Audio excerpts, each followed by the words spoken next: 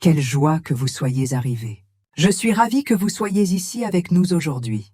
Nous plongeons profondément dans un cours en miracles, et si vous rejoignez notre communauté pour la première fois, vous vous demandez peut-être de quoi traite ce cours.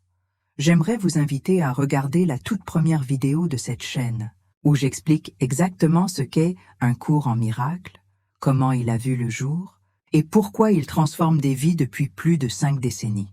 Cela vous donnera la base parfaite pour tout ce que nous explorons ensemble ici. Aujourd'hui, nous abordons peut-être la question la plus importante de votre existence, la décision pour Dieu. Ce n'est pas une simple notion théologique ou un concept abstrait réservé aux saints et aux mystiques. C'est le choix fondamental qui détermine absolument tout dans votre vie. Chaque expérience que vous vivez, chaque émotion que vous ressentez, chaque relation que vous entretenez, tout découle de cette décision primordiale que vous prenez à chaque instant, souvent sans même en avoir conscience. Combien de fois vous êtes-vous senti tiraillé entre deux directions opposées? Combien de fois avez-vous ressenti ce conflit intérieur, cette guerre silencieuse qui se joue dans votre esprit entre la paix et la peur, entre l'amour et le jugement, entre la liberté et le contrôle? Ce conflit n'est pas le fruit du hasard. Il reflète le choix constant que vous faites entre deux voies, deux systèmes de pensée complètement différents, qui vous parlent simultanément. Il y a la voix de l'ego, stridente et insistante, qui vous murmure sans cesse que vous êtes séparés, vulnérables, que vous devez vous défendre, attaquer, juger, contrôler. Et il y a la voix de Dieu, douce et paisible, qui vous rappelle qui vous êtes vraiment, votre innocence éternelle, votre connexion avec tout ce qui existe. Entre ces deux voies, vous choisissez, encore et encore, à chaque instant de votre vie. La section que nous explorons aujourd'hui, tirée du chapitre 5, Guérison et plénitude, est intitulée « La décision pour Dieu », et elle va au cœur même de ce qui rend possible la guérison véritable. Parce que, voyez-vous, vous ne pouvez pas guérir tant que vous n'avez pas fait ce choix fondamental. Vous pouvez essayer toutes les thérapies du monde, lire tous les livres de développement personnel, pratiquer toutes les techniques de méditation, mais si vous n'avez pas choisi Dieu plutôt que l'ego, vous continuerez à tourner en rond, cherchant à l'extérieur ce qui ne peut être trouvé qu'à l'intérieur. Peut-être pensez-vous que vous avez déjà fait ce choix. Peut-être vous considérez-vous comme une personne spirituelle, quelqu'un qui croit en Dieu, qui prie, qui médite. Mais le cours en miracle nous demande d'examiner plus profondément. Combien de fois par jour choisissez-vous vraiment Dieu? Combien de fois, face à une situation difficile, choisissez-vous la paix plutôt que le conflit, l'amour plutôt que la peur, le pardon plutôt que le jugement? Soyez honnête avec vous-même. Cette décision pour Dieu n'est pas un événement unique qui se produit une fois dans votre vie. C'est un choix qui doit être renouvelé constamment dans chaque situation, avec chaque personne, à chaque moment. Et voici ce qui est à la fois terrifiant et magnifique. Vous êtes totalement libre. Personne ne peut faire ce choix à votre place. Ni vos parents, ni vos enseignants spirituels, ni même Dieu lui-même ne peut vous forcer à le choisir. Cette liberté est votre plus grand cadeau et votre plus grande responsabilité. Vous êtes le seul architecte de votre expérience. Vous êtes le seul à décider si vous vivrez dans la paix ou dans le conflit, dans l'amour ou dans la peur. Ce que nous allons explorer ensemble aujourd'hui va vous révéler pourquoi cette décision est si difficile à prendre et à maintenir, quels sont les obstacles invisibles qui vous empêchent de choisir Dieu, et surtout, comment faire ce choix de manière concrète et pratique dans votre vie quotidienne. Car c'est bien beau de parler de concepts spirituels élevés, mais si vous ne savez pas comment les appliquer quand votre patron vous critique, quand votre partenaire vous déçoit, ou quand vos peurs vous submergent, à quoi servent-ils? Alors respirez profondément, ouvrez votre cœur, et préparez-vous à examiner le choix le plus important que vous ferez aujourd'hui et demain et chaque jour de votre vie. La décision pour Dieu vous attend, patiente et aimante, prête à transformer tout ce que vous croyez savoir sur vous-même et sur la réalité. Commençons ce voyage ensemble. Imaginez que deux personnes vous parlent en même temps, constamment, du matin au soir.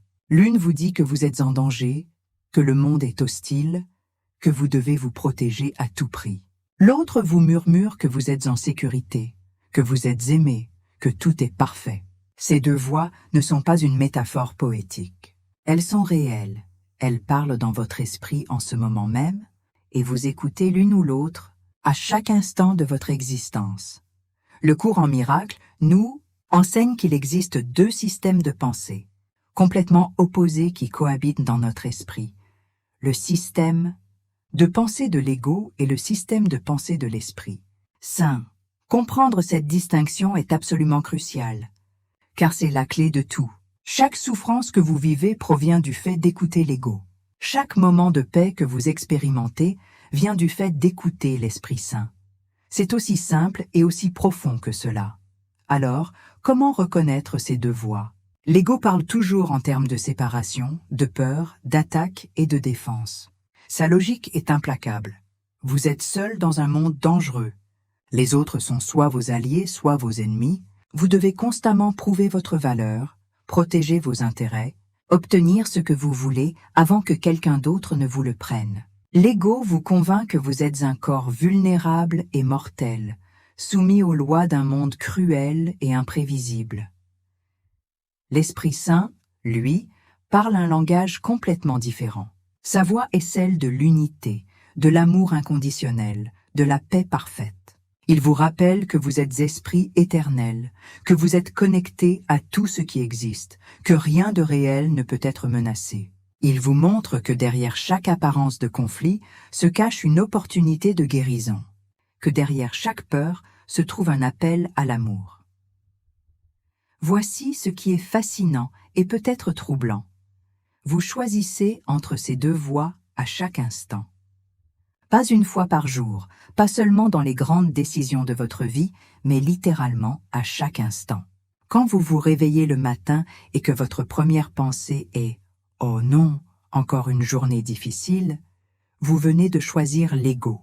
Quand quelqu'un vous coupe la route et que vous sentez la colère monter, vous choisissez l'ego. Quand vous jugez votre apparence dans le miroir, vous choisissez l'ego. Mais quand vous prenez une profonde respiration et décidez de voir la situation différemment, vous choisissez l'Esprit Saint. La bonne nouvelle, c'est que ce choix est toujours disponible. Vous n'êtes jamais coincé dans le système de pensée de l'ego. À tout moment, vous pouvez changer d'avis. Le cours appelle cela « changer d'enseignant ». Vous pouvez décider maintenant de ne plus écouter la voix qui vous parle de peur et de limitation, et de commencer à écouter la voix qui vous parle d'amour et de liberté. Mais soyons honnêtes, pourquoi est-ce si difficile? Pourquoi continuons-nous à choisir l'ego encore et encore, même quand nous savons que cela nous fait souffrir? C'est parce que l'ego a un avantage énorme. Il parle plus fort. Sa voix est stridente, urgente, insistante. Elle crie « Danger! Réagis maintenant !»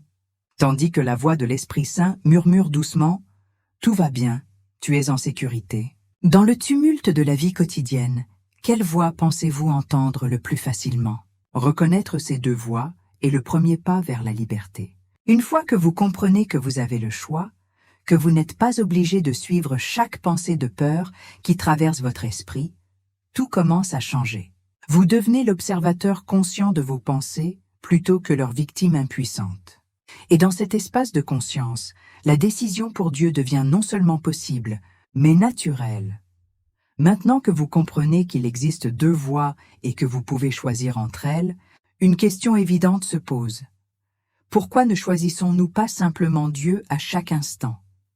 Pourquoi continuons-nous à nous accrocher à l'ego, à ses jugements, à ses peurs, à ses conflits, alors que nous savons au fond de nous que cela ne nous apporte que souffrance? La réponse va peut-être vous surprendre, et elle révèle l'une des dynamiques psychologiques les plus profondes de l'expérience humaine. Le premier obstacle, et peut-être le plus paradoxal, c'est notre peur de l'amour parfait. Oui, vous avez bien entendu, nous avons peur précisément de ce que nous désirons le plus. Comment est-ce possible? Parce que l'amour parfait, l'amour de Dieu, exige la dissolution complète de l'ego, de cette identité séparée à laquelle nous nous sommes identifiés pendant si longtemps. Choisir Dieu, c'est accepter de mourir à tout ce que nous pensions être. C'est terrifiant pour l'ego, car cela signifie littéralement sa fin. Pensez-y un instant. Qui seriez-vous sans vos histoires, sans vos blessures, sans vos jugements, sans votre besoin d'avoir raison? Qui seriez-vous si vous ne pouviez plus vous définir par votre passé, par vos accomplissements, par vos relations, par votre statut social? L'ego vous convainc que vous seriez rien.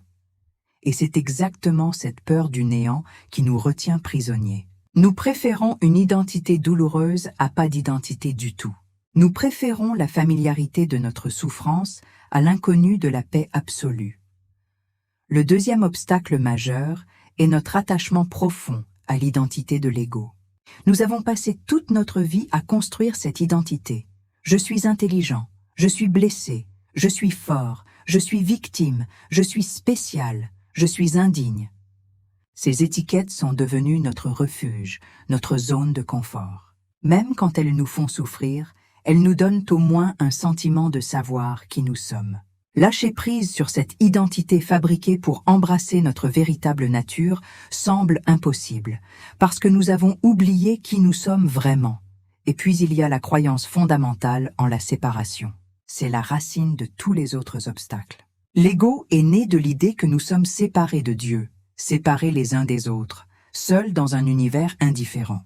Cette croyance est si profondément ancrée dans notre psyché qu'elle semble être la réalité elle-même.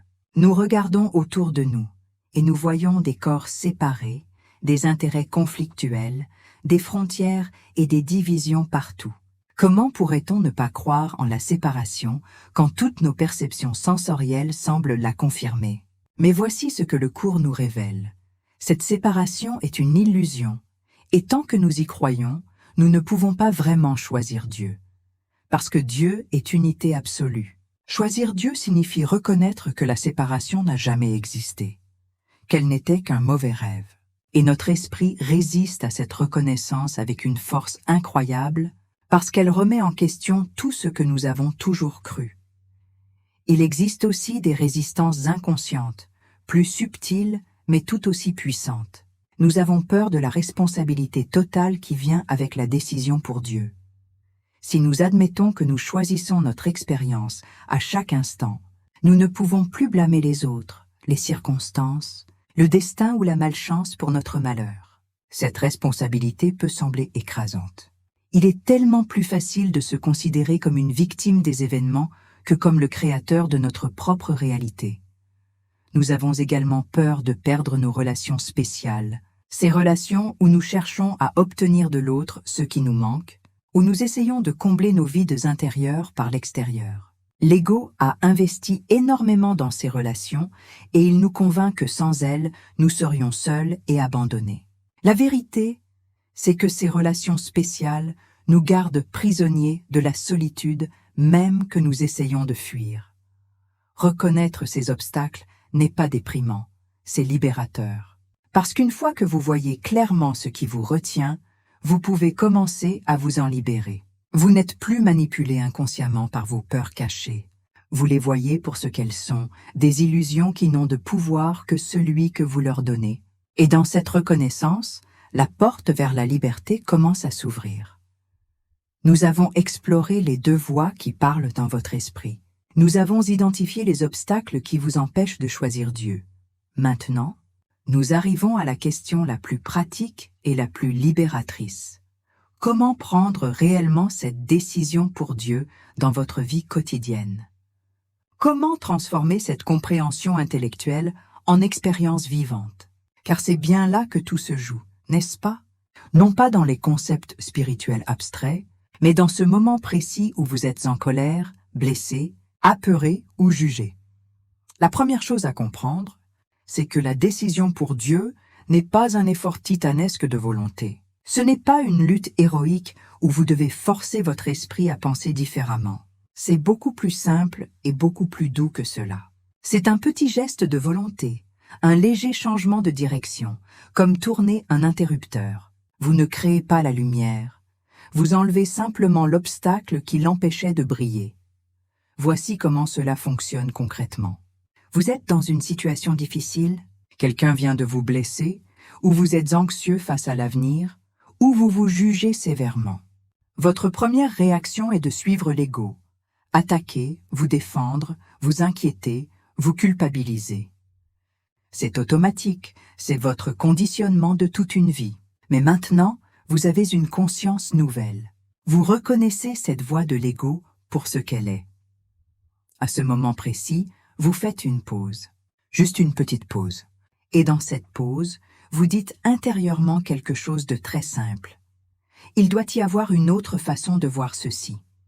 Je choisis de voir cela différemment. C'est tout. Vous n'avez pas besoin de savoir quelle est cette autre façon. Vous n'avez pas besoin de forcer une perspective positive. Vous exprimez simplement votre volonté de choisir l'Esprit Saint plutôt que l'ego, même si vous ne savez pas encore ce que cela signifie dans cette situation spécifique. Et voici le miracle. Dès que vous exprimez cette volonté sincère, l'Esprit Saint répond. Pas toujours immédiatement de la façon que vous attendez, mais il répond toujours. Vous pourriez soudainement voir la situation sous un angle complètement différent. Vous pourriez sentir une paix inexplicable vous envahir. Vous pourriez comprendre quelque chose que vous n'aviez jamais compris auparavant. La forme de la réponse varie, mais son essence est toujours la même, un sentiment de libération, de légèreté, de paix. Le rôle de la volonté dans votre guérison est absolument central, mais il faut bien le comprendre. Votre volonté n'est pas là pour contrôler les résultats, pour forcer les choses à être comme vous le voulez. Votre volonté sert uniquement à choisir quel enseignant vous allez suivre. Voulez-vous que l'ego soit votre guide ou voulez-vous que l'Esprit Saint le soit? C'est le seul choix que vous devez faire. Tout le reste découle naturellement de ce choix. Et les fruits de cette décision? Ils sont magnifiques et transformateurs. La paix devient votre expérience naturelle. Pas quelque chose que vous devez chercher ou construire, mais quelque chose qui est simplement là quand vous cessez de l'obstruer. La joie émerge spontanément. Pas la joie superficielle qui dépend des circonstances, mais une joie profonde qui vient de reconnaître votre véritable nature. La liberté se révèle, cette liberté intérieure qui n'a rien à voir avec les circonstances extérieures, mais tout à voir avec votre façon de les percevoir. Cette décision pour Dieu est aussi un acte d'amour profond envers vous-même. Pendant si longtemps, vous vous êtes maltraité avec vos jugements impitoyables, vos peurs paralysantes, vos attentes impossibles. Choisir Dieu, c'est choisir d'être doux avec vous-même. C'est reconnaître que vous méritez la paix, que vous méritez l'amour, que vous méritez la liberté. Ce n'est pas de l'égoïsme, c'est de la sagesse. Et voici quelque chose de magnifique. Quand vous choisissez Dieu pour vous-même, vous le choisissez automatiquement pour les autres aussi. Parce que dans la vérité, il n'y a pas de séparation entre vous et les autres. Quand vous vous libérez de la peur, vous libérez également tous ceux qui vous entourent. Votre paix devient un cadeau silencieux, mais puissant pour le monde entier. La décision pour Dieu n'est pas un événement unique et spectaculaire. C'est une accumulation de petits choix quotidiens, moment après moment, situation après situation. Chaque fois que vous choisissez l'amour plutôt que la peur, le pardon plutôt que le jugement, la paix plutôt que le conflit, vous renforcez ce chemin dans votre esprit. Cela devient de plus en plus facile, de plus en plus naturel. Jusqu'au jour où vous réalisez que choisir Dieu n'est plus un effort. C'est devenu votre façon d'être. Nous voici arrivés au terme de cette exploration profonde sur la décision pour Dieu, mais en réalité, c'est ici que commence véritablement votre voyage. Tout ce que nous avons partagé aujourd'hui n'a de valeur que si vous le mettez en pratique, que si vous commencez à faire ce choix fondamental dans votre propre vie, moment après moment, jour après jour. Reprenons ce que nous avons découvert ensemble. Vous avez appris qu'il existe deux voix dans votre esprit, celle de l'ego qui parle de séparation, de peur et de conflit, et celle de l'Esprit Saint qui parle d'unité, d'amour et de paix. Vous avez compris pourquoi il est si difficile de choisir Dieu? Quels sont ces obstacles invisibles qui vous retiennent prisonniers de l'ego? La peur de l'amour parfait, l'attachement à votre identité limitée, la croyance profonde en la séparation. Et surtout, vous avez découvert comment faire cette décision de manière concrète et pratique dans votre vie quotidienne. La clé de tout, souvenez-vous, C'est cette petite pause que vous pouvez faire dans n'importe quelle situation difficile. Cette pause où vous reconnaissez la voix de l'ego, où vous exprimez votre volonté de voir les choses différemment, où vous invitez l'Esprit Saint à vous montrer une autre perspective. Ce n'est pas compliqué, ce n'est pas difficile, mais cela demande de la vigilance, de la pratique, et surtout une volonté sincère de choisir la paix plutôt que d'avoir raison. Et rappelez-vous ceci, vous n'êtes jamais seul dans ce choix. L'Esprit Saint est toujours avec vous, attendant patiemment que vous fassiez appel à lui. Dieu ne vous force jamais.